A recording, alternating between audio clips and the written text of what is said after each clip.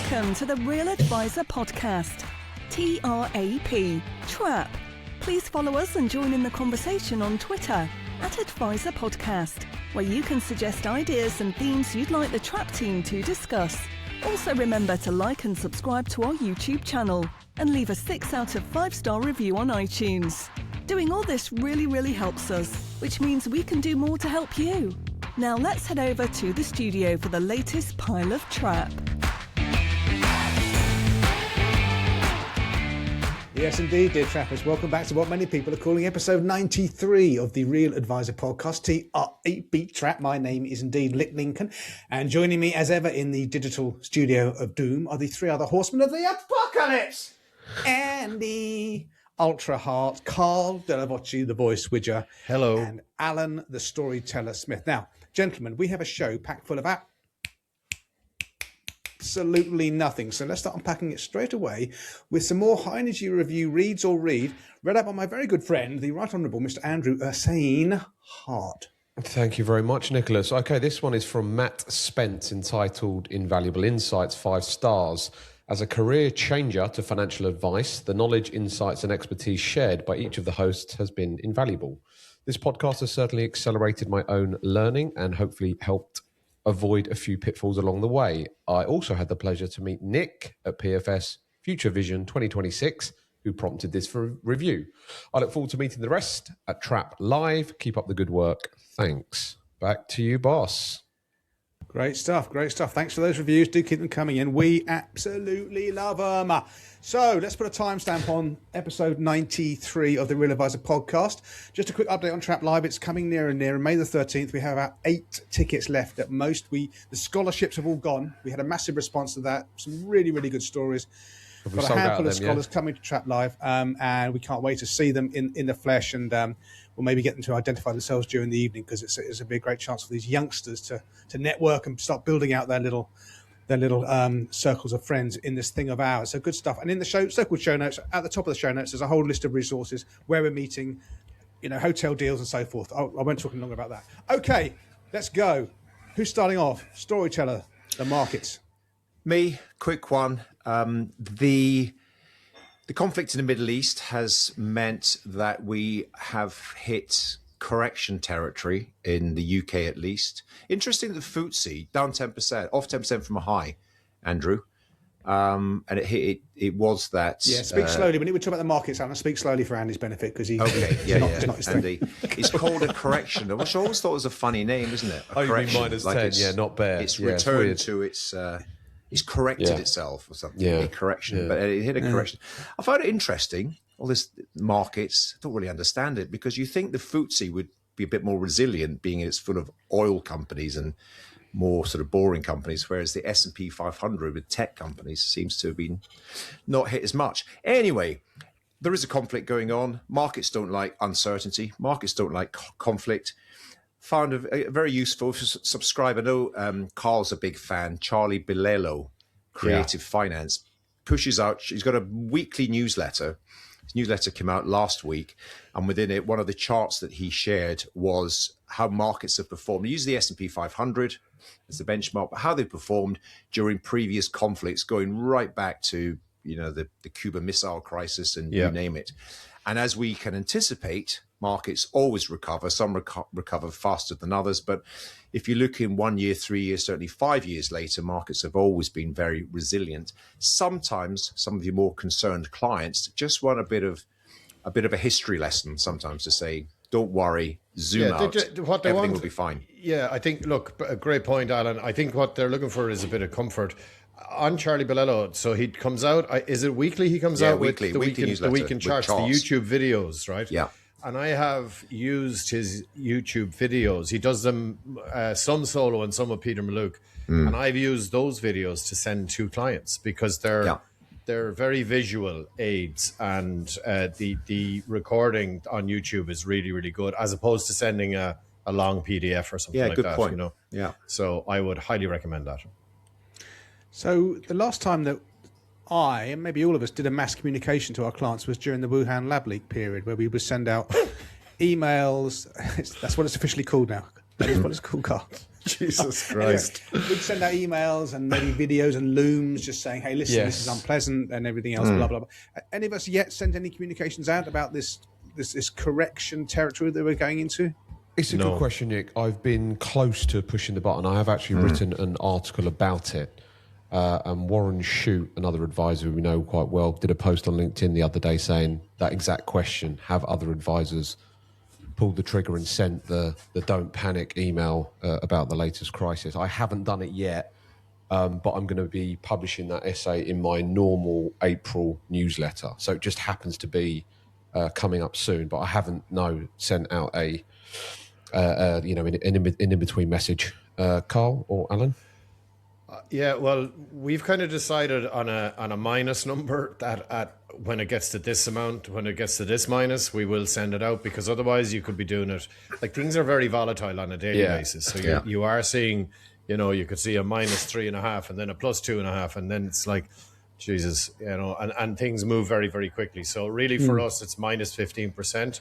And then we'll send a kind of something around, a little bit like what Alan is saying, a bit of education, a bit of comfort, a bit of, don't worry, this isn't different this time, it will pass. And I think all the rhetoric from the people who started the war and who are continuing the war is that this will be a quick war. So let's hope that is the case. And I think then we'll have, a quick turnaround. So fingers crossed on that. Another minor point, but I've had basically the bulk of my annual planning meetings in the last 6 weeks. So I've had detailed conversations with clients about investments anyway. So had I not had that, I might have sent them a message. Alan? Yeah, maybe final point on this. What we try to do, and I would encourage others to think about, is this idea of doing mass communications to clients is outdated. Now, bottom line, we now know there's two key pieces of information that we should all know. One is how long the client has been a client of your firm. So some are 10 years, some are 1 year, for example. And the other is whether you liked it or not, if you completed a mumbo-jumbo questionnaire when onboarding that client, you'll understand their attitude to volatility effectively. If you're able to segment those two things, if you had a client, our view is that if you can identify clients that have been clients for, let's say, 3 years or less, so they've been through fewer market cycles, and market volatility, and they've identified themselves as, look, I can't sleep at night if the market's down 3%, then identify those. They probably deserve a communication, an outreach, maybe a phone call. Those have been clients. We've had clients for 20 years in some cases. They've seen it all before. They're saying, like, don't bother me with this. This is nothing. And also, I've told you that I don't care about volatility. In fact, I quite like it. So we ought to be, and with the days of AI and technology and data, reviewing all the data you've got, doing slightly more personalized comms might be the way to go. Just a thought. Yeah, but a very valid one. I think, that your newer clients are the ones to focus in on, because they haven't got your messages, over a long period of time, whereas the people who are with you for years and years, as I said before, my clients, a lot of my older clients call me #stick to the plan, so they know not to ring. That's what they're going to be told. They get the same old answer. I take on board Alan's point and your point, Carl, as well. But I don't think a client's been yours 20 years is going to be completely pissed off that he's got an email from you. He'll be saying, just Alan saying the same old thing, straight to bin or archive. You know what I mean? So as long as the people that need to get the message. Yeah, that's. I think I was just making the point, Nick, that some of them. We're not in this territory at all yet. But if you hit bear market territory, a phone call, a good old fashioned phone call for those ones who've only been a client for a year, they put money in at this sort of peak of the market. They are down 15-16% or whatever, and they've told you that they just don't enjoy volatility. They might deserve a better than just a standard blog email type thing. Or another solution, we're probably doing this one to death, guys, right? But maybe just a slight difference on that. We'll get our CIO to send out the blanket email to everybody with the various facts and figures. But then our private client managers will send a personalized video. Makes sense. 30 seconds, 1 minute to the client and saying, look, nice. Just want to make sure that you're okay, everything is. And we haven't done that yet because we haven't hit the -15. So if we do cross that barrier, we will do that. Would you get your CIO, Nick, at Lincoln & Lincoln to send out an essay to the clients? Well, she works at a school in the daytime, so it's just hard to get the time. All right. way home now. It's crashing about in the kitchen. Anyway, I've got a point about the gold pullback as well. Do you want me to link into that now? Because it kind of comes into this thing rather than just... Go for it. Okay. Yeah. So we know that in sort of mid 2024 and then all of last year, gold went on this tremendous tear. I mean, it's just incredible.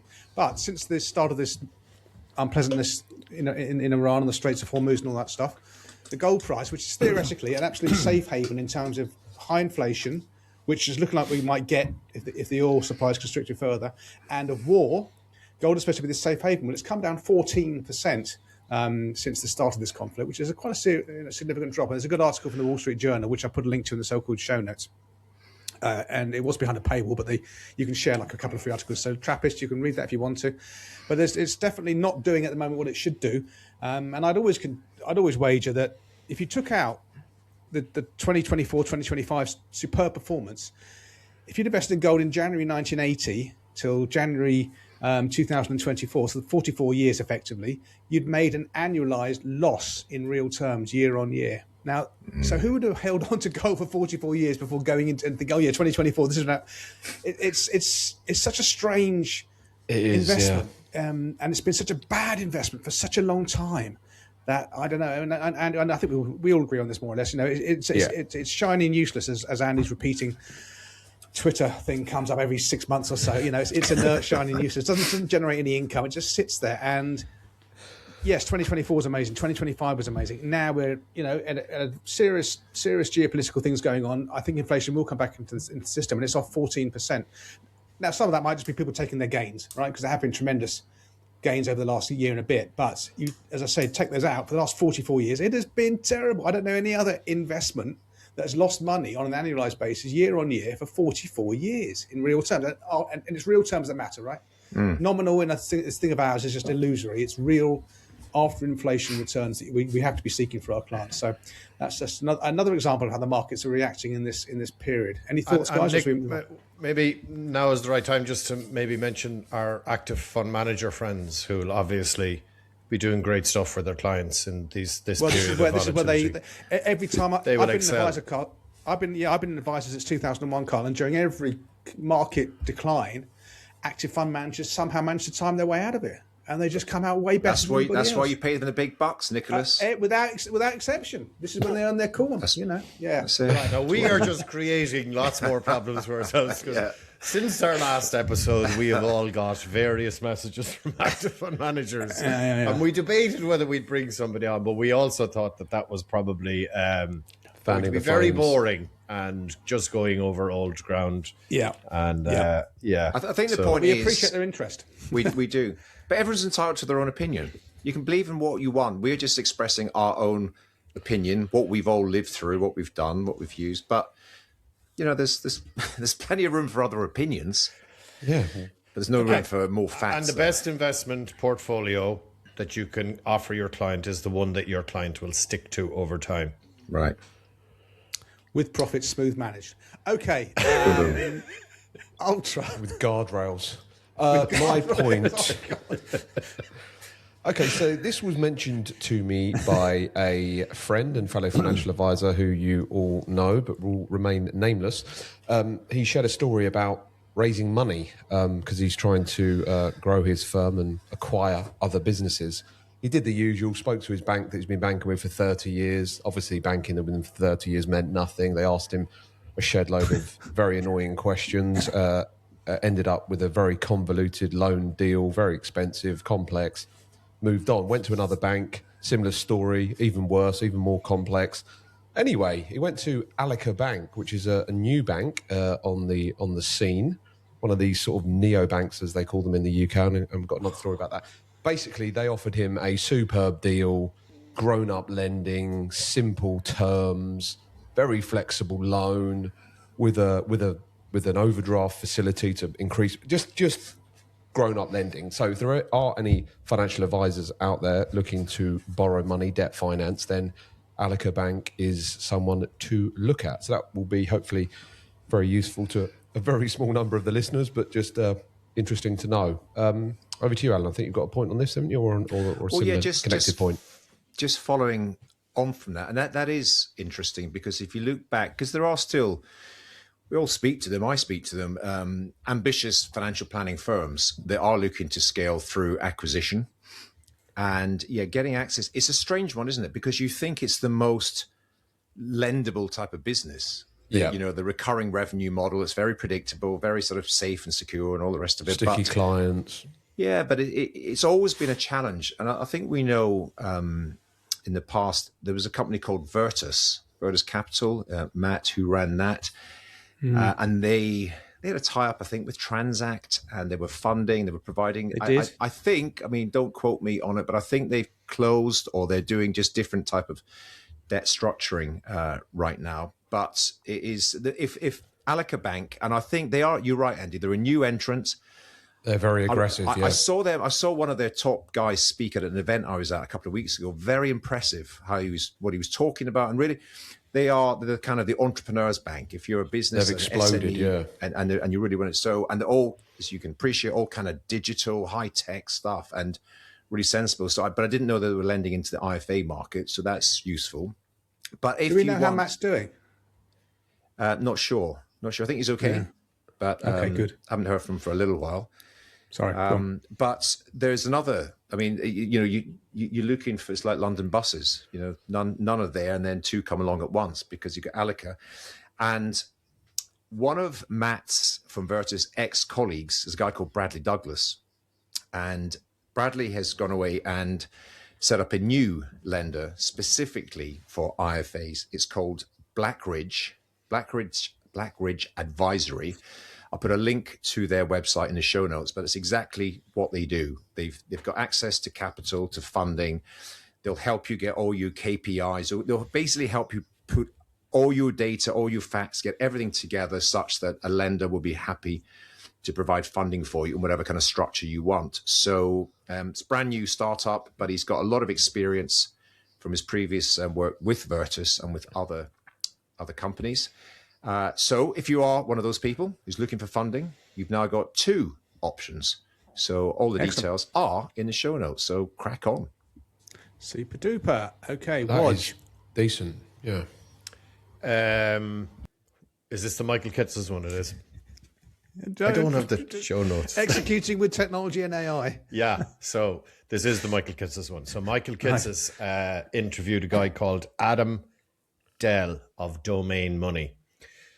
So we've all been talking about AI, the implications for AI, how are we going to bring AI into our business? What's our tech stack? What does the holy grail of a tech stack for a financial advisory business look like? This guy, Adam Dell, has done it. He started his business. He's a serial entrepreneur. He worked for Goldman Sachs. He was head of Marcus Bank in Goldman Sachs for a while. And he's gone and started this business. They started dealing with clients in 2024. They have 1,400 clients and their turnover is 10 million. They do everything tech-wise that you would imagine a new startup would do. Their advisors are all CFPs. They don't have to prospect for clients because they do all the prospecting via their tech and via social media and that kind of stuff. If I was to, so I suppose a lot of us are trying to figure out how to integrate tech into our businesses now. This guy has done it in reverse. He's just started a business and he's going, this is how I'm going to do it. He's built all the tech stack himself. So he's obviously has a team of tech people behind his business. And if I was to start a financial planning business, because everybody gets a financial plan in his business, this is what I would do. I think everybody in our business, whether you're a mature business, a very mature business like Alan's, or starting out or somewhere in the middle, I think everybody needs to listen to this episode, and then you need to go and do a bit of Googling, which I did do on this guy. It's phenomenal. It is the future. And if you don't know what him and his like are doing, well, then you will be left behind for sure. Wow. That's really interesting, Carl, because I haven't heard that podcast. I would definitely be listening to that. because that really resonates with some of the stuff I've been reading recently. I've done a couple of LinkedIn posts about this as well, because this seems to be the evolving model.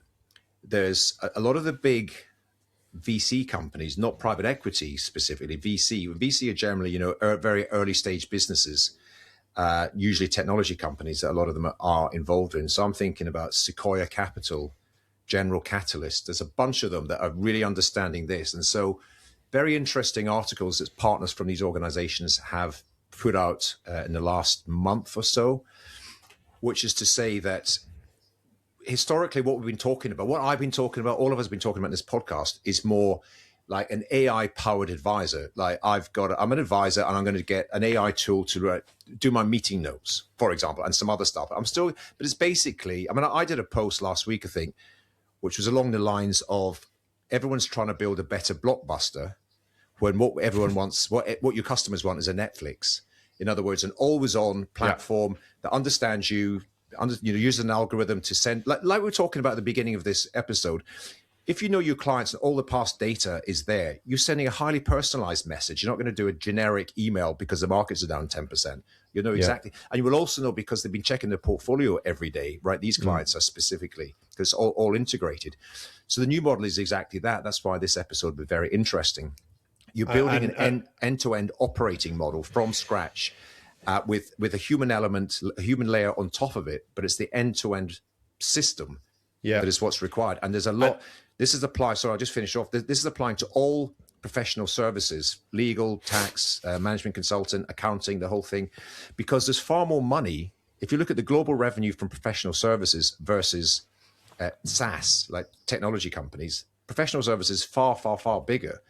So this seems to be the platform model of the future. And I'm aware, can't say too much, of a couple of things going on in the UK along these similar lines right now, because I think that's the direction of travel that we'll all now be heading in. Yeah, he said two very interesting things. One was that it's in the business models that we all have. It's very difficult to hire your financial advisor who goes out and brings in the clients, right? That those people are difficult to find and to successfully bring into your business. He says there's a ton of CFPs who just want to deliver financial plans. So he said it's much, much easier for him to hire and to bring people in. And then a huge part of the growth of his business is him hooking up with other financial advisory firms who have referrals from other clients that are below their minimums. Right. And he's bringing them in, giving them a financial plan. And then when they get over the AUM requirements, he'll send them back to the client. And in the meantime, there's a revenue share. Now, the revenue share isn't that big. It's 15%, I think, to the advisor who still gives him. But I just thought, what a brilliant business model, because he's so tech slick. His costs are much, much lower. So he doesn't need the $3,000 a year that's required or whatever is people have decided they require from clients. He can do it for much less of a cost. And he can almost sweat that asset by delivering really great financial planning. And he's very, very big. Like, you'll all love this because he's very big on how great his financial plans are. But we've been talking about how do we bring in our CRM system, Voyant, et cetera, et cetera. He's just built it all himself from the ground up. And he feels that his financial plans are, of course, he's going to say this, but obviously he's done a lot of work on it. His financial plans are super slick and better than anything else that's out there in the market. It's very interesting. Very impressive. My question, Carl, was around the marketing. Is he getting AI to do a lot of the marketing and massive widespread across social media? And yeah, well, he's doing a lot of. He says he's getting a lot from referral business. So one client after another. He's focusing very much on kind of the Henrys, as we'd call them, high earners, not rich yet. He's doing a lot of partnerships with accountancy firms, with legals, blah, blah, blah. And then he sees the biggest opportunity is the financial advisors referring business that they don't want to do, on the basis that they'll get, number one, a revenue share, and then they'll get the client back if the client, goes over a certain amount down the line. That is very unusual, to get the client back once they've hit a certain number. So that would be enticing, yeah. I thought that was mad, but... I mean, the client might not want to go then, and the advisor might not want them back, but just to have the facility. I think that's the reality. The client's experienced this super slick tech experience, and he's going to go back to... do you want to go back to this dinosaur? Or do you want to have this, by the way, who turned you down 3 years ago?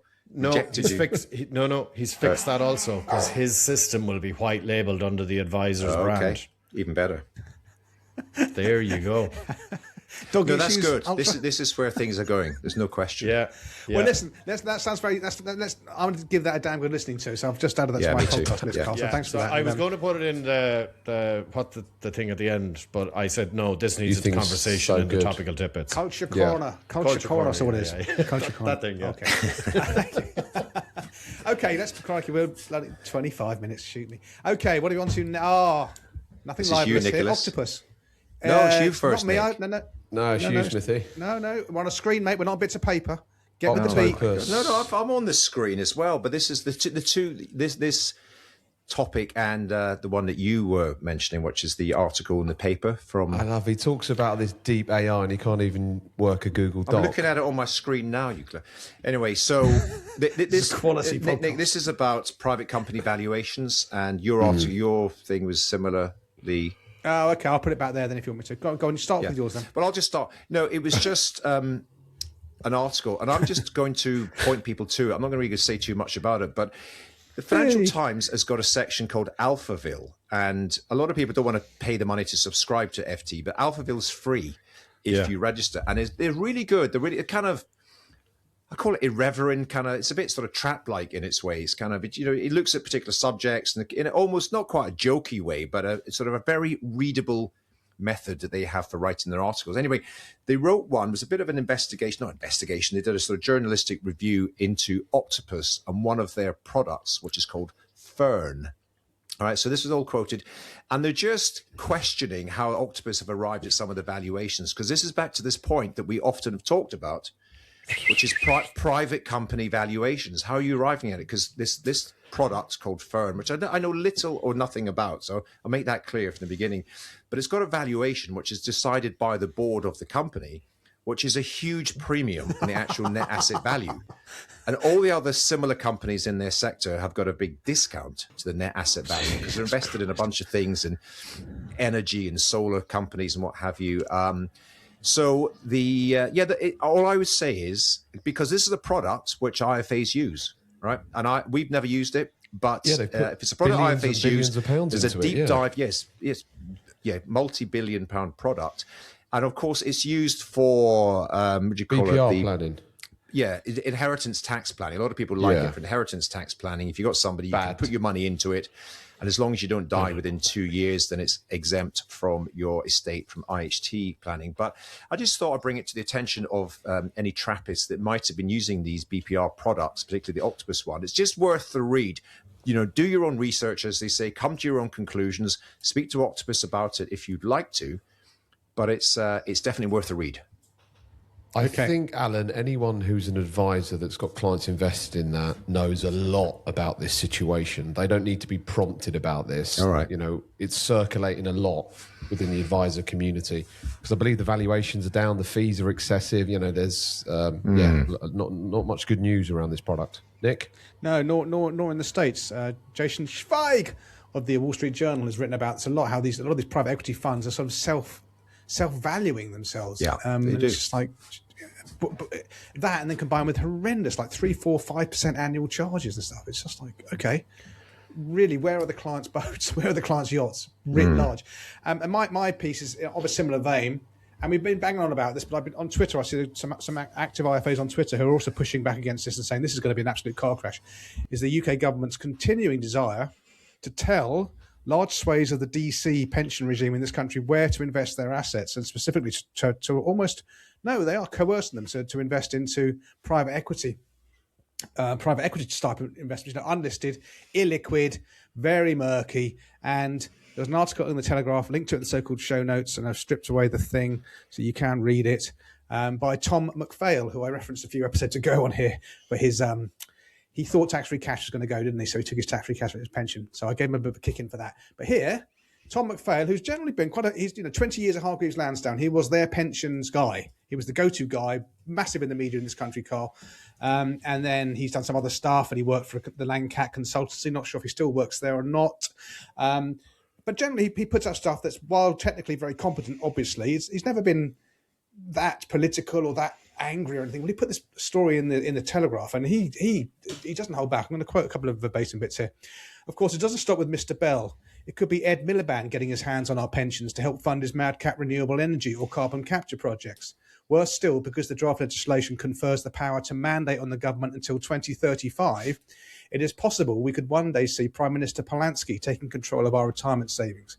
And remember, this is not a government that acts in good faith. It promised not to raise national insurance and then did so, using weasel words to justify its actions, even though we all knew they had broken their word to the British people. This is freedom socialist style. The freedom to invest where you want, as long as it's where we tell you. There's a reason Hayek described it as the road to serfdom. It ends with the immiseration of the population, our retirement savings sacrificed to Torsten Bell's hubris. Torsten Bell is the pensions minister for Labour, one of these Fabian people who are in it for the long term. So, well worth reading. I think if people like they Tom don't need McPhail, to read it now, Nick. They don't need to read it now. There's 3 paragraphs, Andy. I can read 3 paragraphs. It's a lot for you. That's if people like Tom McPhail are losing their rag, because these people never go out on a limb like this. They never do. Yeah. And I think it's just this is symptomatic of a general just feeling of anger with how our pensions are being dicked around with the lack of how things are chopping and changing all the time. And these people really do think that our pots of money are theirs for their use, and it's not going to end well. So there we go. More private equity madness from the UK government. And who knows where this will spread to. If you want to know if you want proof that it's total madness, there are 8 massive pension funds in Canada. They're called the Maple 8. Don't know if you've heard of them before. Hundreds of billions in these funds. The Ontario Teachers Pension Fund has itself decided to value the private equity portion of that fund because they couldn't believe what they were getting from the fund managers. So although the fund last year, the Ontario Teachers Pension Fund last year grew by something like 4.5%, they lost $10 billion in their private equity portfolio. And all of the other of the Maple 8 funds have all suffered significant losses in their private equity portfolios as well. Jesus Christ. Yeah, they are enormous. They I was are going to put that enormous. in as a topical tidbit, but I didn't really know where it would fit in. But now that you've mentioned it, there you go. No, that's perfect. That's perfect, man. And Trappist, if we beat on about, specifically I beat on about this, because I really do think this is going to be an absolute car crash, and I want it on the record before the event that we all thought so, because this is massive. If this goes tits up, it could really affect the pension landscape in this country. Okay, hands down as far as I can see. So we're on to Ultra. Okay, this is the news that Revolut, the awesome banking app that I have an account with, seeing what they're up to. It's very slick and amazing. They've got their UK banking license after 5 years of probably pulling teeth with the regulators. So this now means that they can offer more traditional banking products. I'm thinking like mortgages, credit cards, loans, and various other banking products. That's it, really. I don't know if they're going to do crazy innovative products, but they probably likely will do. They're one of Europe's highest valued private company. They're amazing. Everybody in Ireland has a Revolut account, and mostly we use it to give our kids money because you can have Revolut Junior accounts, which is also amazing because it teaches your kids how to use a bank account and all that kind of stuff, right? Yeah. And then they learn how to request money from dad, and then you have to like go in and accept it and all that. Is that right? good? Yeah, but look, if it's teaching your kids about money, then it's a good thing. But there like you can invest via Revolut on my Revolut app. You can buy cryptocurrency. You can do long-term savings. So it is super, super cool. It's going to transform, I would say, what's happening in the UK market. Yeah, I don't know if it's the same in Ireland, but they've got like a membership thing, an ultra pack thing that you get discounts on loads of other stuff. Smithy might know the details a bit better than me, but I think they raised money on Crowdcube many years ago. Their Crowd it's crowdfund. And I think if you when you invested first £2,000, it'd be worth 1.25 million now or something. Some like that. insane stuff. The most successful like crowdfund ever. Yeah, I'm just mentioning it again because just mentioning it again moved to because Dubai. obviously, yeah, he's moved to Dubai. Yeah, just mentioning it again because obviously Nicholas did Crowdcube once, didn't you, Nick? The curves situation. Anyway, moving on from that. At least he didn't do Brewdog. My one experience. Anyway, that was a paid infomercial for Revolut, and we're looking for sponsors. So please do. Yeah, we'll take their money. No, it is our duty to call out great innovation, and Revolut is they amazing. are brilliant. Yeah, they're brilliant. Okay, now this next could be a woke thing. I can't believe it's the transition that I'm sometimes thinking of. Storyteller, coaching for advisors in transition. I see where you're coming He, she, from. they? No, please, just don't go there. No. There's I met a guy a couple of weeks ago, and I thought he was really good. It's called Jeremy Klein.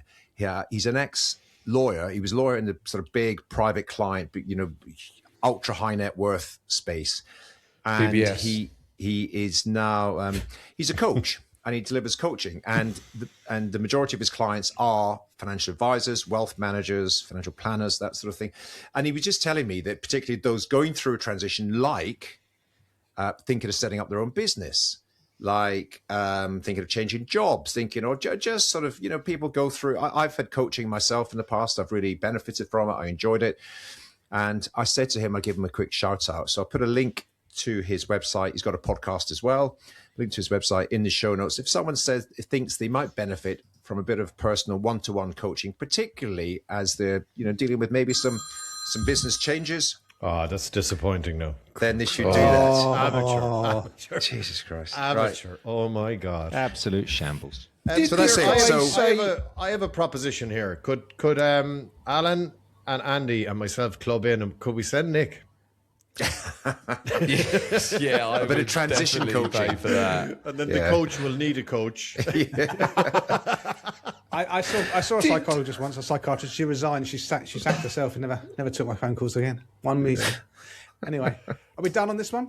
No, Smithy. Did this guy say what typical clients he works with in the IFA space? Is it mainly advisors that have sold their business and they're struggling with their current purpose? No. That's a whole different type of coaching. Now, this is ones who are.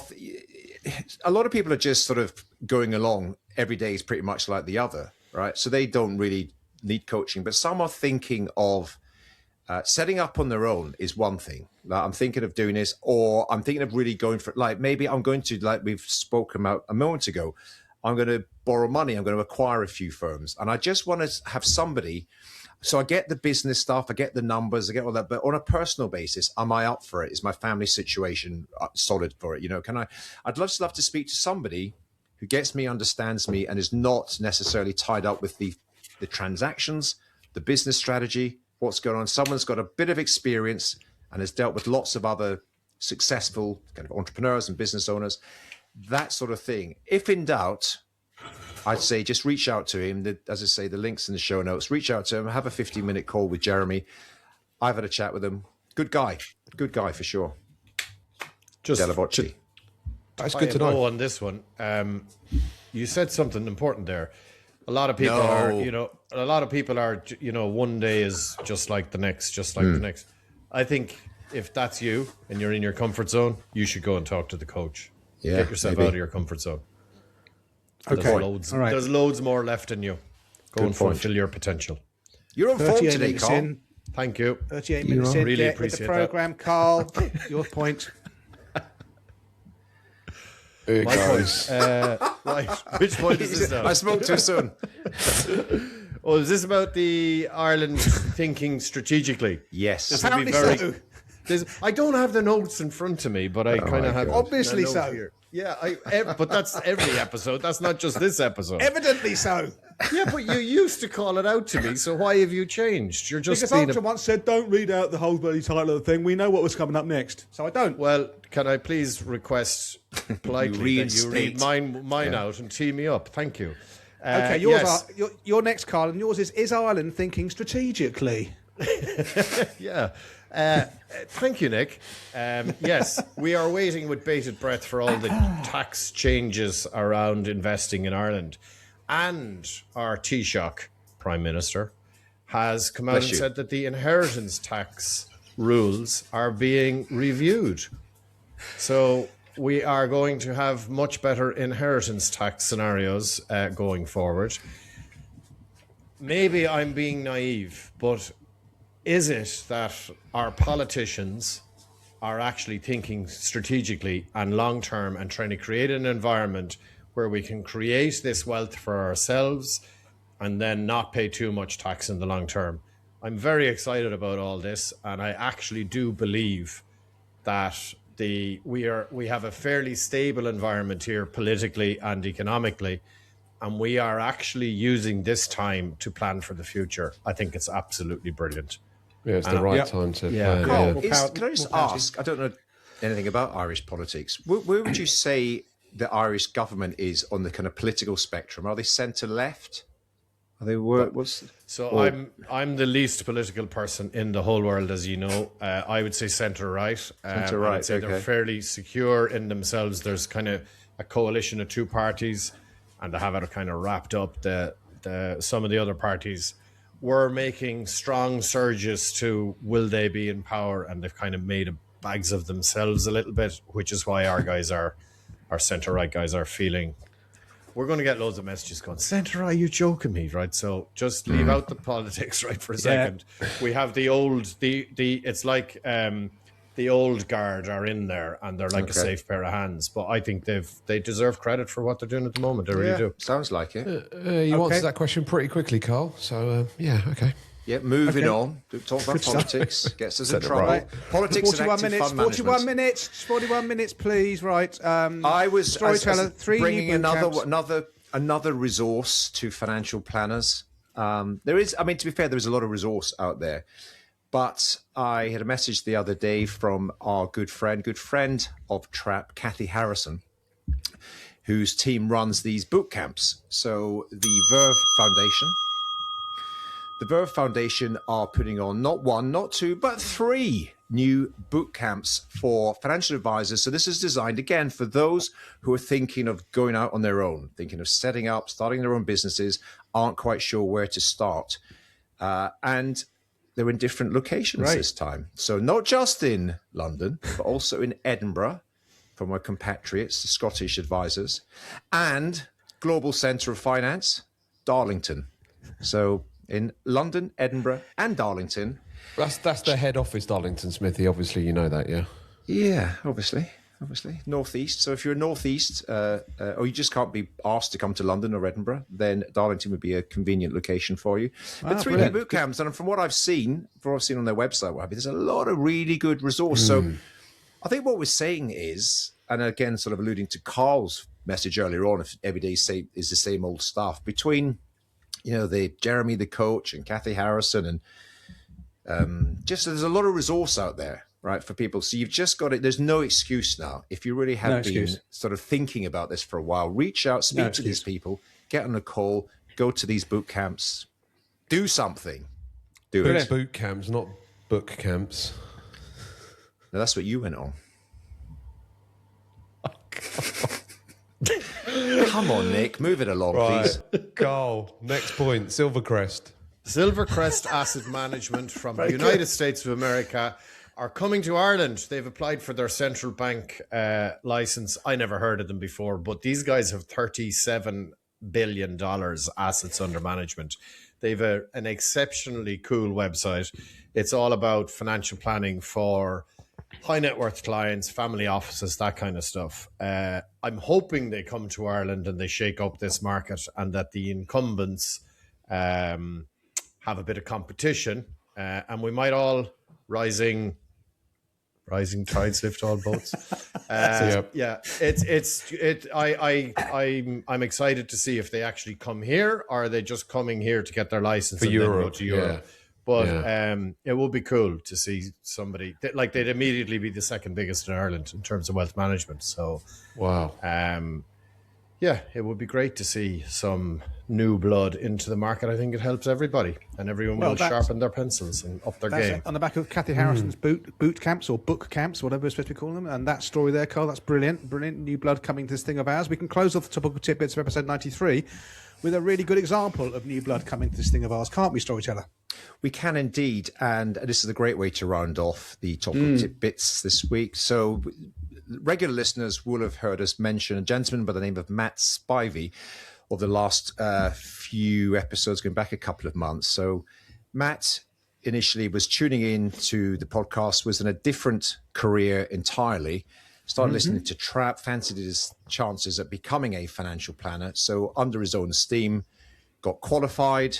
And the thing that Matt did, and we spoke about this before, but I think we all thought was brilliant, was he created his own website. He created a short form video himself. He posted his business plan, how he was going to go out and prospect and win clients, and the niche that he was going to work in. And it was great. So we all agreed that is the way to go. If you're trying to get into an entirely new industry that you don't know anyone in, this is the way to go about it. So stand out and put some effort into it. Put a bit of effort in. Don't just send a one-line email saying, "I'm thinking of changing jobs. Can I come and work for you?" No, he did. He put the effort in. So I spoke about it. We all talked about it in the past. We posted a link to his website in the previous episode. He had a few conversations with a few advisors, and I'm pleased to report that he secured a job as a financial planner at a full-fat financial planning company. Yeah. Absolutely brilliant. So Matt will be working at Belmain IFA, which is a Yorkshire-based IFA firm. I know Alex there. They do it. They do everything that we would support, everything that we would endorse as a Trap-related company, full-fat financial planning. Matt has found himself from being an entirely different career into working as a financial planner in that firm. Brilliant. So yeah, absolutely. We just love these sort of stories, and where we can help, we will continue to do so. Absolutely brilliant. Superb. Okay, 47 minutes in, episode 93 of the Real Advisor podcast. It's time to move on to the meat and potatoes of episode 93. This is where we take one subject and we kind of go a bit deeper into things. And sometimes it's the four of us jabronis rabbiting on active fund management in the last episode. Now, more frequently, we're getting guests on. And we have a guest this week who was interviewed by Wodge. So without any further perambulation, Wodge, just give us a quick intro to who this guest is and what we're doing. We've got Madison McCall from Vanguard. She's a very big deal at Vanguard, but she's way too modest to say that in the interview or at any other time. I think you'll enjoy this one.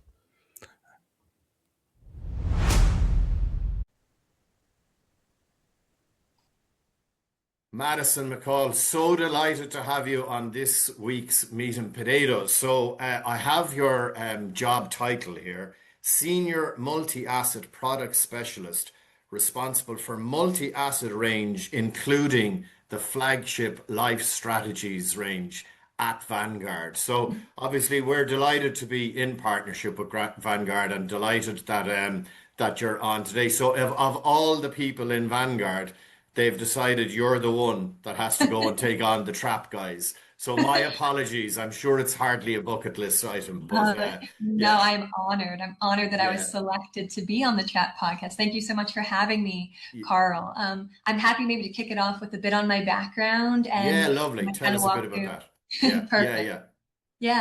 So I've been with Vanguard now for nearly 9 years, which has absolutely kind of flown by. I've been, in a number of different capacities.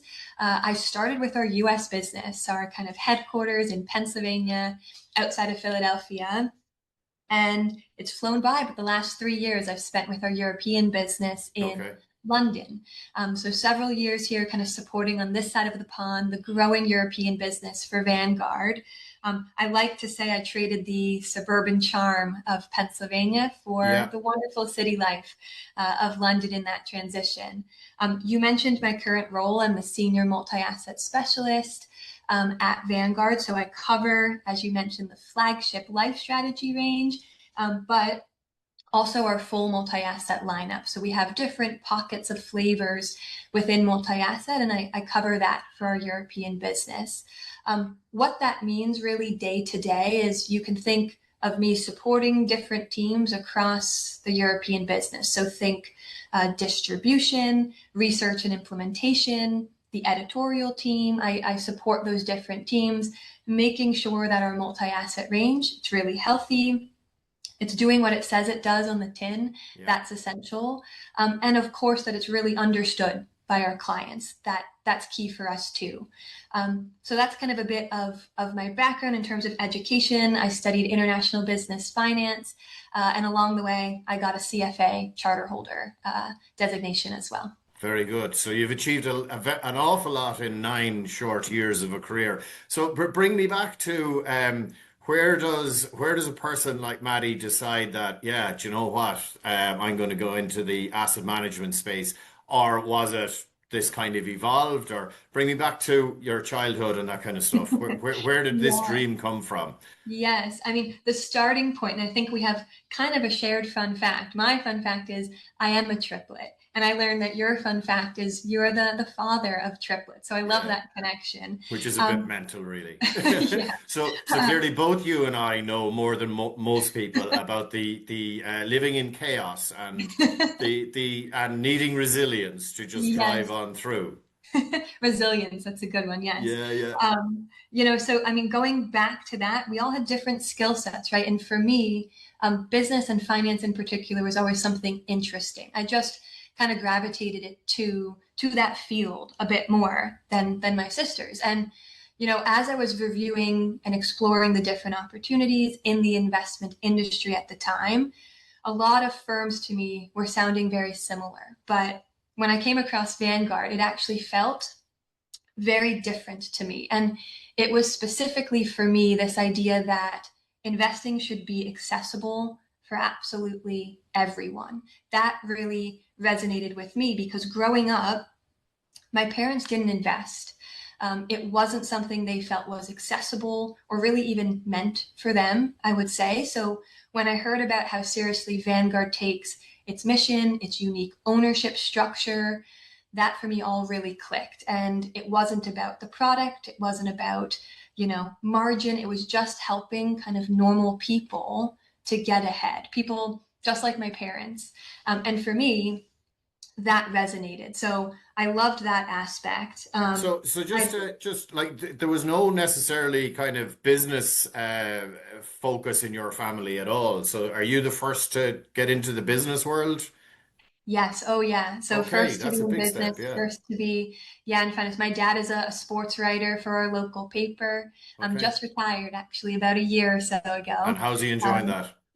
He's enjoying it a lot. He has a lot of new responsibilities now, helping the neighbors, picking up their kids from school. Yeah. But he's loving it. So he has a purpose. That's what we like to Yes, hear. Yeah. he has Excellent. a purpose. Excellent. And my mom is in newscasting. She at the local news station does she's the anchor woman, so she does the local news every night. So definitely a bit of a leap to go into finance, and it was Yeah, really and I guess they're mission. ensconced in the local community, whereas you're gone international.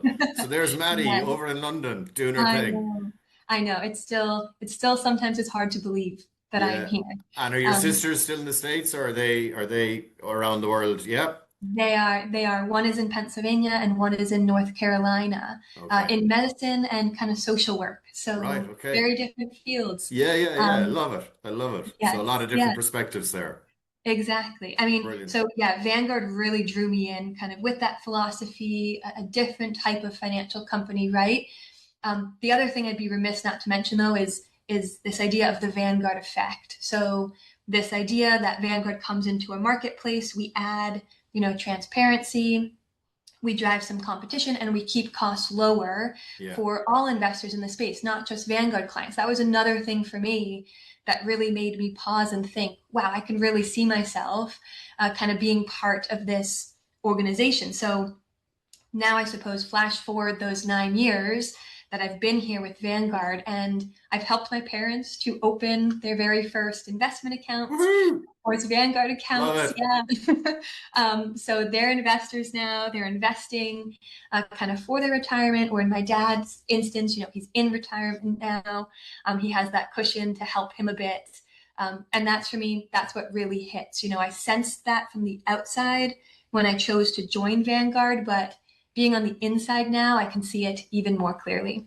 I come here. Obviously, there's a bit of uncertainty in the geopolitical world at the moment, right? To put it mildly. And I know that I even looked at some of the advisor materials that Vanguard put out over the last couple of weeks to help, kind of reassure clients that, look, this will pass too. But you have the professional perspective because obviously you're in the role that you're doing. You're clearly a big deal, although I'm getting the sense you're way too modest to say that. But then you have the personal, the human perspective. So from your folks' point of view, so do you see? Like, have you got calls from your folks? Maddie, what's going on here? Should we do anything? Or on a human level, you've probably seen that too. Definitely, absolutely. It's probably the number one question I think a client and then of course the advisors on the back of that kind of have. And Vanguard has a lot of tools and different research at the disposal of advisors to try to help with some of those tough conversations. Zooming out, at Vanguard, we really believe in the value of advice. It's really powerful. It can play a really important role in people's lives, their long-term financial outcomes. And we want to make sure that advisors feel really supported. And to zoom out again, even more, that commitment, it comes from real experience. So in our US business, we've built a personal advisor services business, and that now supports $400 billion in client assets. So it's given us this deep insight into how advice actually works in practice. Yeah. So not just, advice in theory. And as we bring that back to the UK, one of the biggest things we've done in the last 18 months, it's to create what we call the Advisor Research Center. So not sure if you came across that when you were kind of looking through different materials, but it's dedicated team focused entirely on the advisor. We want to know and understand what do they need, the challenges they face, whether it's those geopolitical things or otherwise. And that team's role is to bring these fresh perspectives, to support that decision making, and really to champion the value of the advisor. So a lot of the thought leadership, the geopolitical and otherwise, it comes directly from this team's work. And we've invested a lot into areas like quantifying an advisor's alpha and developing different behavioral coaching tools that they can use. So in terms of just where to find this, and it's freely available, right, to advisors, not just Vanguard advisors. It lives online. You can find it on Vanguard 365. And that's a free digital platform.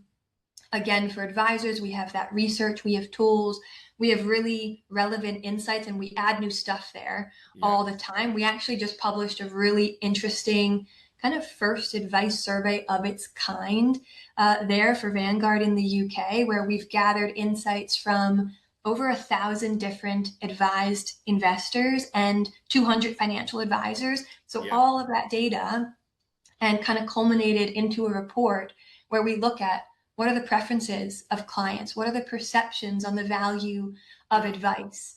That paper is available on there. And look, Maddie, I've read that paper, and actually we sat with Vanguard before Christmas and we did a couple of interviews on this, right? That's the Client Connect paper, right? And exactly, every advisor really does need to read this, because there is a disconnect between what the advisors think the clients want and actually what the clients want. And you can,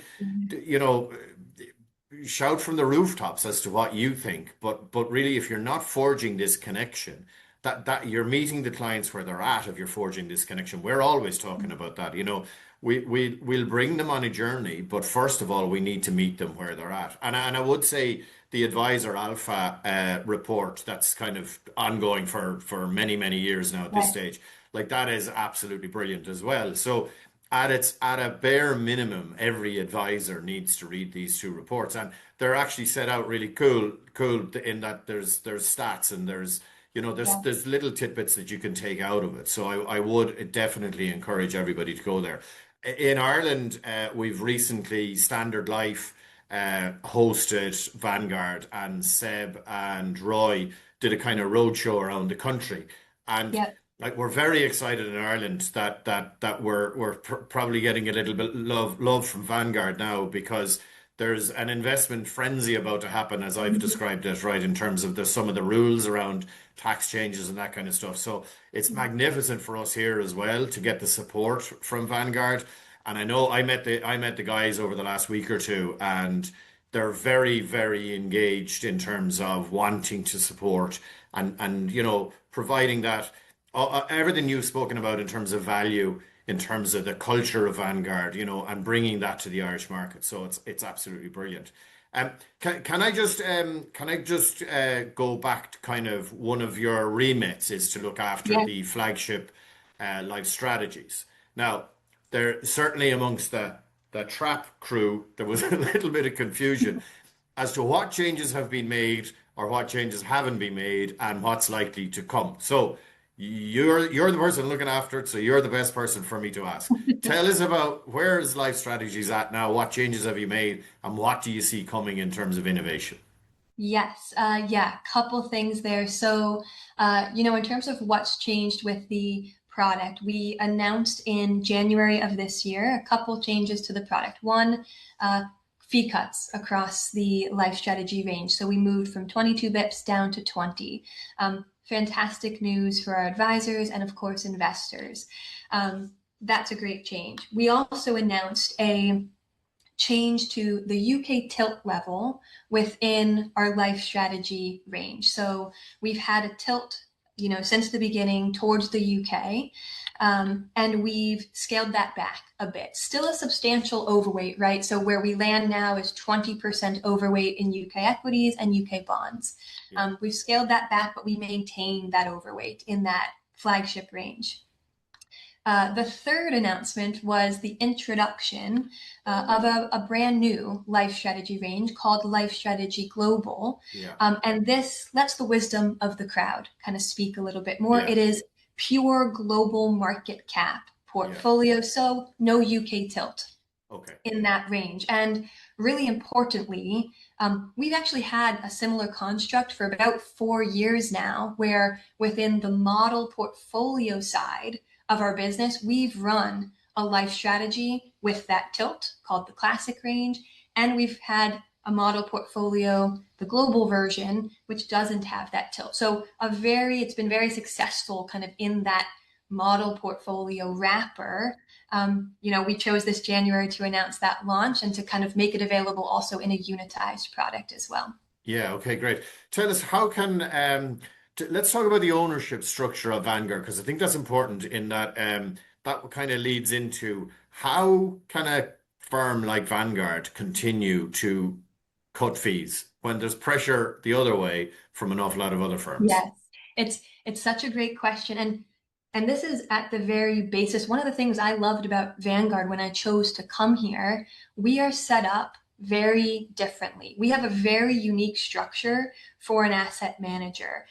So we have this mutual ownership model, a mutual company, which means that we're ultimately owned by our investors.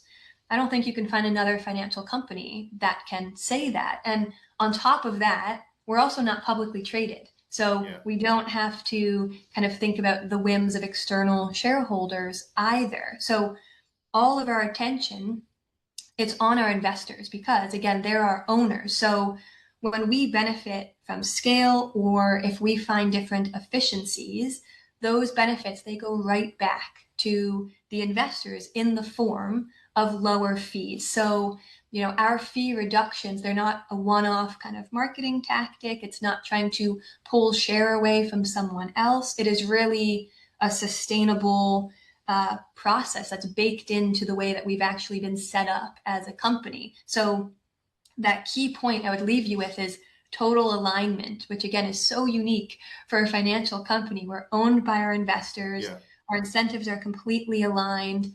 And I like to say that gives us the ability to think in decades rather than quarters, because we're not pressurized by those same short-term kind of whims that others may face. Yeah, and I love that we're always saying that the challenge in terms of talking to clients about investments is they're looking at, well, what happened last year and how did I do versus Johnny down in the pub, whereas we're trying to, get them to focus on, look, if you look at the long term. And I guess that's one of the reasons that at Trap we wanted to align with Vanguard, because it is very long term. We sometimes are accused of being an echo chamber in that we look at investments from the point of view that there's no evidence that index investing won't do better than active fund management. However, I'm glad to have you on, because I know there's the blended dynamic MPS being launched. Yes. So talk to me about that. And you're in a safe place because it's only me, because the other three aren't here. And I'm just going to listen, right? Because I think it is good to get kind of the flip side of it. And clearly, if you're launching this, there's a demand for it. So tell me a little bit more about it. Definitely. So, when we think about, I will call it product innovation and different demand that we've absolutely seen in the marketplace, but even from the advisor marketplace, we've noticed a trend. And to your point, it's caused us to launch a new product earlier this year. I know a lot of Trap listeners, they support the index side. I know that, I hear that. And of course, that absolutely resonates, right, with our flagship product. But something that we've been focused on, I'd say especially in the last year or two, has been offering choice, different flavors, choice to advisors and investors. And the demand we've seen has been this growing demand for blended solutions. And when I say blended solutions, I mean solutions that have building blocks that are indexed, you get that, but you also have active building blocks in there too. So you get this nice marriage of the two for us, it's in a model kind of portfolio wrapper, because we've seen advisors kind of looking for ways to combine, your consistency, your cost efficiency of indexing with very selective active exposure. So that's kind of led us to launch this new product. It's a partnership between Vanguard and one of our strongest and oldest partners, Wellington, where we're really focused on marrying those different components with very selective, high quality active. So for those that have that preference, that want that choice, we now have a great product kind of on offer for them in a model portfolio form. So that's an innovation, right? So, but we're in probably a phase of unbelievable innovation with AI coming to the fore, and I don't think most advisors are thinking in terms of AI and funds or asset management, because they're just thinking about, well, how is it going to change the nature of the job that we do? How can it make it better, and how can we get in front of more clients? But also probably a little bit of fear there that, is my job going to be gone in 10 years time or whatever? But specifically in your game, what kind of innovation do you see coming? And is that from AI, or is there other innovation coming that you see? Yeah, I think there is other innovation, besides some of those things we see on the product side. I think innovation in outsourced solutions, it's moving beyond just those investments themselves. More and more, it's got to be about the things that sit alongside those portfolios and products. So think about those planning tools, those behavioral kind of support elements. And it's more now than just picking portfolios. From my seat, it's about supporting advisors in the whole process, the whole journey. And a lot of that is behavioral. A lot of it is the tools and not just the products themselves. There's, of course, continued pressure on cost and transparency. That's not going anywhere. The expectation from advisors and clients is it's got to be a great product. It's got to be low cost. It's got to be transparent. And I'd also say we can't ignore the fact that advisors are increasingly looking to work with a smaller number of partners. So, again, it's moving beyond those funds. It's the service that can be provided, and the support around those funds that has to be excellent. That's where I kind of think a lot of the real innovation is happening right now. It's around that service offer around the products. Yeah. No, I like that. And look, to be fair, Vanguard have been amazing in terms of supporting advisors. It's like, I think someone described it that, that the investment game has been won. It's like, we have the solutions over here, but where's the value add in terms of Vanguard to their clients, the advisors, right, directly, and what kind of supports? And like the Vanguard 365 and all of the other stuff that you're doing is, I think it's sensational. There's only one or two who actually see what does real support look like for advisors, and I would encourage all advisors to engage in that. What's the one message, Maddie, that you would like to advisors to take from this conversation? Yeah, and thank you for your words on the research and tools, because that's our focus. I think I would leave advisors with, the thought that we are genuinely on the same side as them and their clients. And it goes back to our ownership structure, right? But we're uniquely set up in that we are truly on the same side. We value what they do. We value financial advice and what we think it can build for normal people, the everyday person, and everything that we've built, all of the kind of freely available tools, the Vanguard 365, the research, the portals that we have on there, all of that is in support of that mission.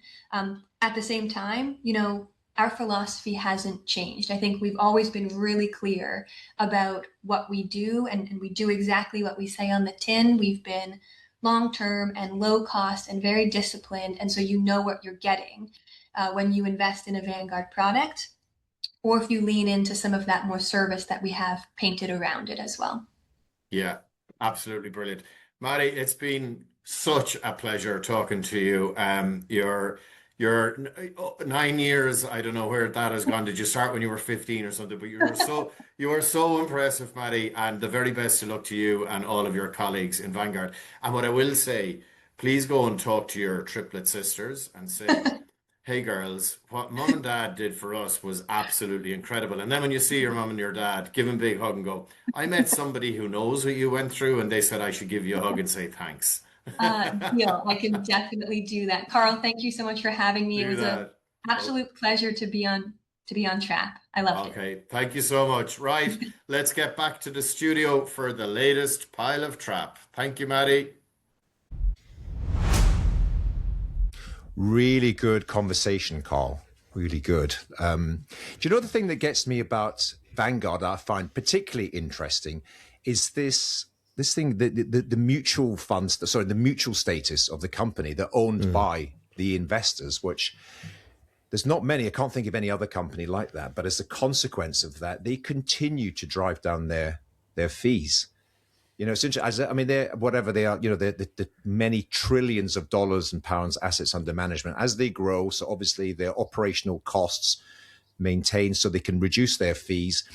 There's not another company that would do that. So I don't know. I really love the ethos of the company. We know they're great. We know that they're a great place. We all, to varying degrees, use them. I recommend them. Anyway, if I've got sort of friends or family that just need to start an ISA or something, it's just the simplest entry level into proper long-term investing. Go direct to them. But I really like the mutual status of that company. It's a superb company. Yeah, agreed. Yeah, I think like we've all got to know a lot of the folks in Vanguard over the last while, probably a good bit better than we had. They all totally buy into the values of it. There's a culture there that, if any of us could say that all of our team was so indoctrinated into the culture or the values of the company, like they seem to be at Vanguard, I think you're onto a winner. But look, as you say, great company, innovative products, way back, and now they're still trying to drive the fees down. Index investing, the way to go at Vanguard, I would say. I thought it was a really good interview. She's obviously a smart cookie, and the triplets thing obviously bonded you. And for those of you that think the Trap is just done on a wing and a prayer, and no research is ever done, Carl researched into his interviewee and found out the triplet story, didn't he, Carl? And that was a bonding thing between the two of you. Yeah. I didn't actually believe it. So I saw it it was in an intro to another podcast that Maddie had done. And it said that, Maddie is a triplet. And I went, no way. That is like just crazy. So I asked her then before the interview. I also have to say, right, in fairness to Maddie, clearly she's like a big shot at Vanguard. So her time is very valuable. I had to try and do the interview with her 3 times because I couldn't get the tech working. So I made her promise never to tell anyone that, but here I am telling everybody. So yeah, look, I just enjoyed the chat with her. She's coming to Trap Live, so and so are my triplets. So that's going to be a pretty cool moment for me. When we got note that the recording had actually gone smoothly for the 3rd time, you could hear the music from Limerick. It was something.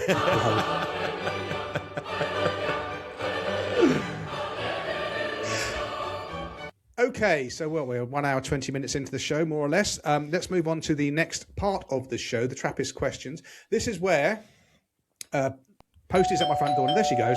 She's hauled the bulging sack of Trappist questions up my drive to Lincoln Lodge, and every week, every episode, I reach in and pull one out.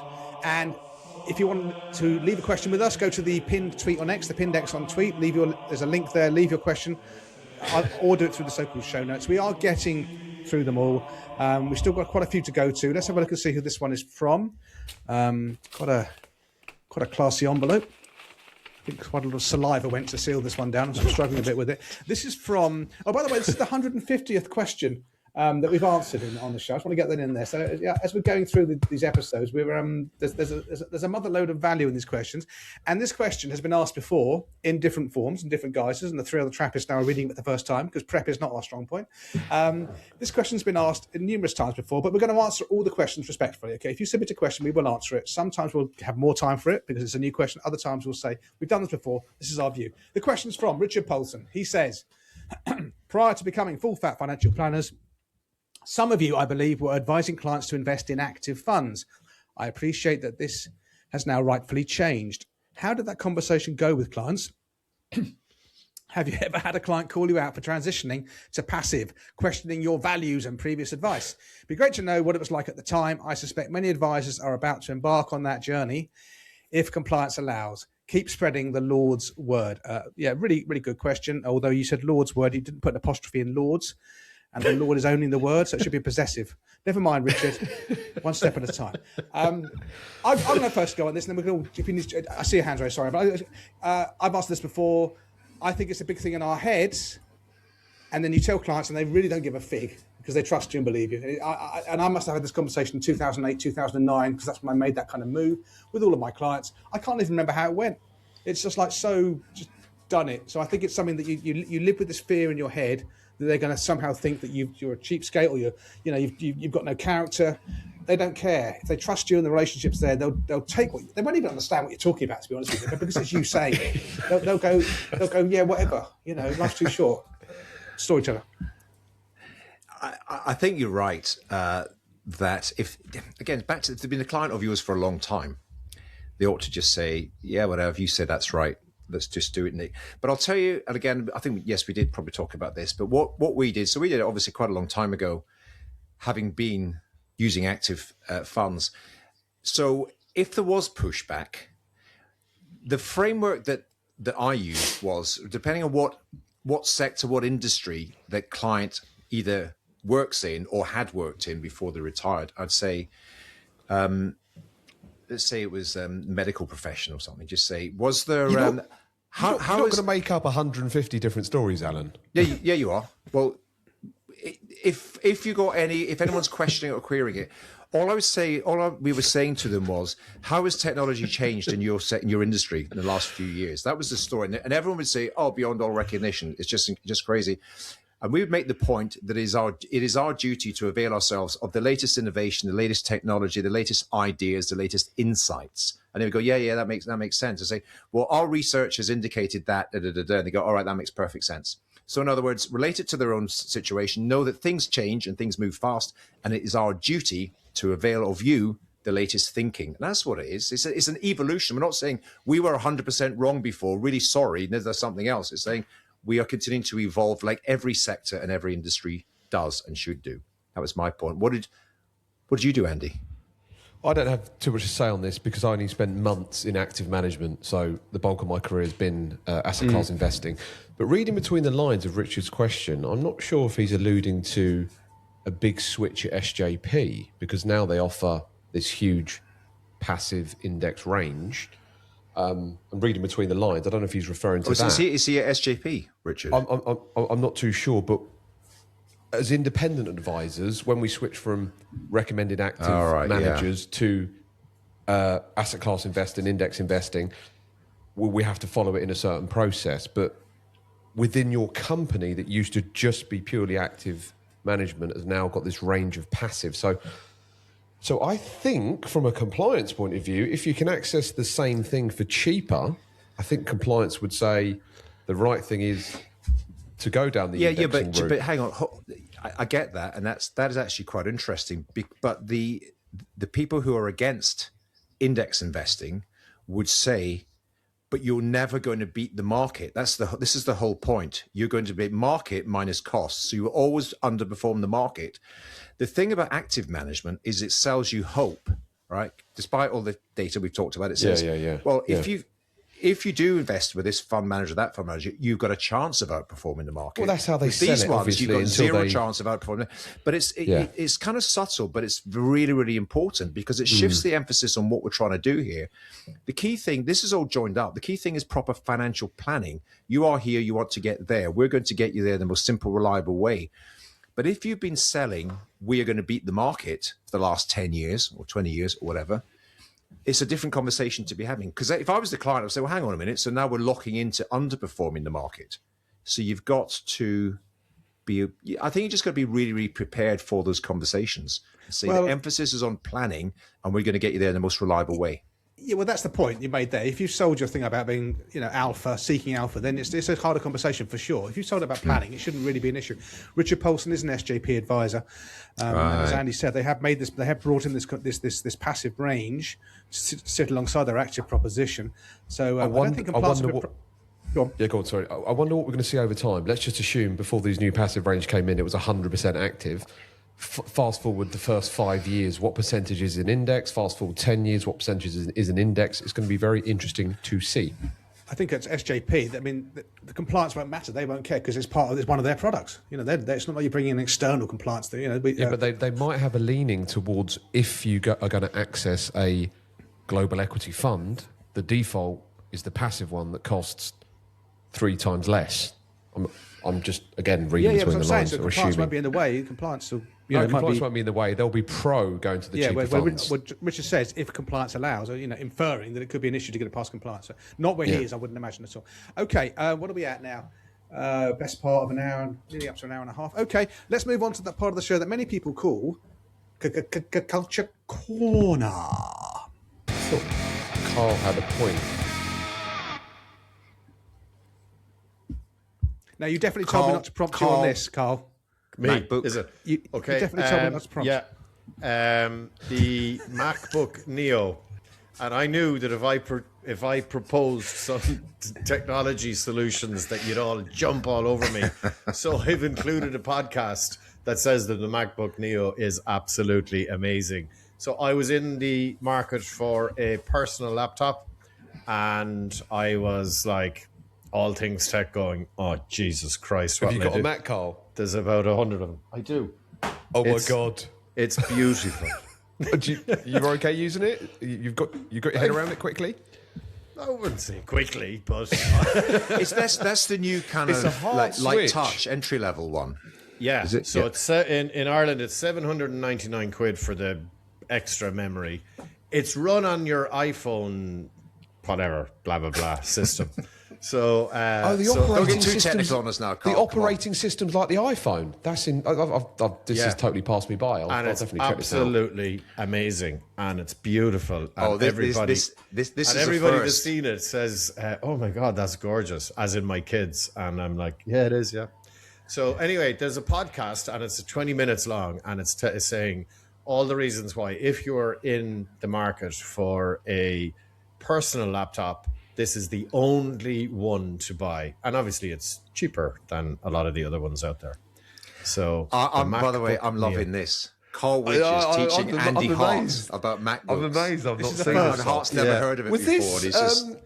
Did you see this in America or something, Carl? No, I didn't. I listened to the podcast. I bought it in Ireland. And then I went to America last week, as you know, with my kids, and it is everywhere. It is like MacBook, Neo, everybody is...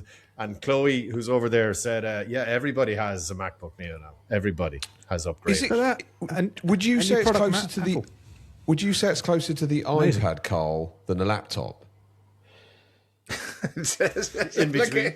In between. Okay. Shall we save this for the Apple iPods? It's you bigger. talked It's about? definitely I'm a gonna good borrow bit then. bigger. No, it's closer to a laptop. It is definitely. Okay, cool. It is a laptop. Like it's a. I can't believe there'll be loads of people listening to this thinking, what is he on about? Googling it, Apple Neo, like I've heard a lot of people talk about it. It's a proper laptop. Of course you have, Smithy. Yeah. Right, let's move on. I have.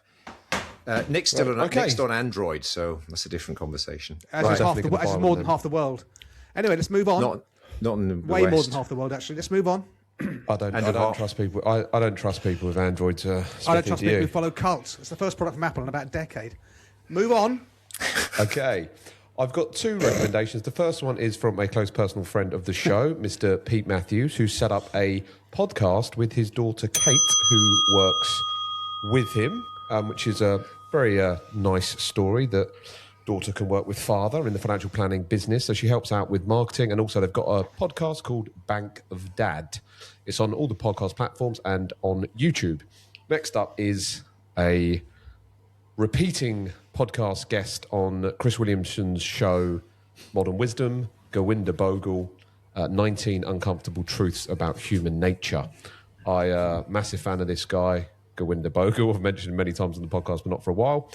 Check it out. He's got some very interesting thinking. Have you listened to it, Smithy? I have not, but it's in my list because you sent it to me. You said it's really good. Brilliant. Okay, great. Over to you for the final. A little bit off-piste, but linking Bank of Dad with the most recent book that I've read.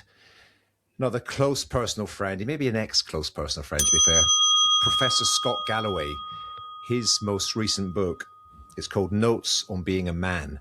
All of us have got sons, right? And it's just very interesting that what's going on in the world. Obviously, nothing to do with money or finance or anything, although there are parts in it about work and work life. But if anyone has got sons and or brothers or whatever, I just think it's a very, very interesting and relevant for its time book about being a man in the 21st century. Bit off-piste, but I enjoyed it. There we go. All done. Good stuff. Good stuff. I don't have a culture corner. I did listen to Galloway on Simon Sinek's podcast, and for about 3/4 of the show, he was all right. Then he sort of reverted to his arsehole persona at the end, so I didn't put it in. Okay, episode 93. You put it in a few episodes ago, and I listened to it. Simon Sinek's one, did I? Yeah, you did. Oh, I'm sorry. And I had to sit through it then. Yeah, so you did mention. Well, he was talking about this book, wasn't he? And he was alluding to this. Yeah. So it was all right, but then he just can't help himself. Has Galloway got an Apple Neo?